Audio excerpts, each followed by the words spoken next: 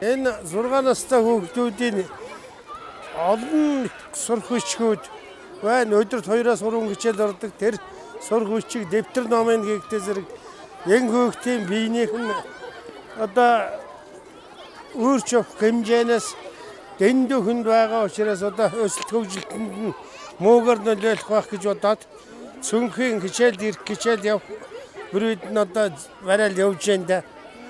Ойролцоогоор танай хүүхдийн цүнхний хамгийн хүндтэй хэдэн килограмм болж байна? Энэ одоо нэг 7 кг орчим болдгийг. 6-7 кг орчим. Орчин цагт одоо олон янзын зураг хоригтой цүнхнүүд гараад хүүхдүүд тэрнийг сонирхож явна гэдэг.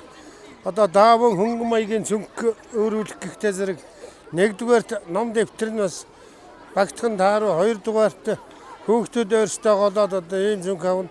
Энэ цүнхний жин бас нэлээд их хүнд.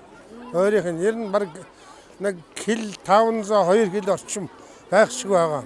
Тэгээд дээр нь дэвтэр номын хийхдээ зэрэг эднэрт одоо дэндүү ачаалтаа хүндрээд байгаа ийм тал бас байгаамаа.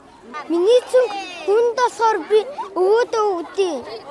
Шинэ ухааны талаас нь тэр авч явах хэмжээнээс нь дэндүү хүнд ачаалтаа яваад ахлаар би авч явдээ. Ийм өсөлтийнхээ насанд ийм хүнд юмыг өөрнө гэдэг чинь одоо нуруу түрүүний суултаас өксүүлээд хүүхдийн эрүүл мэнд сайн байхгүй нь ойлгомжтой. Энэнийг одоо мэрэгжлийн байгууллага, мэрэгжлийн одоо эрүүл мэндийн байгууллага, боловсролын байгууллага бас судалгаа хийж байгаа байх гэж ойлгодог. Энэ хүмүүс бас нэг судалгааныхаа үр дүнд энэ цүнхний хэмжээ, дамжаа, энэ стандартыг нэг өөр үед гаргахгүй л дээ. Тэгж л бодож байна.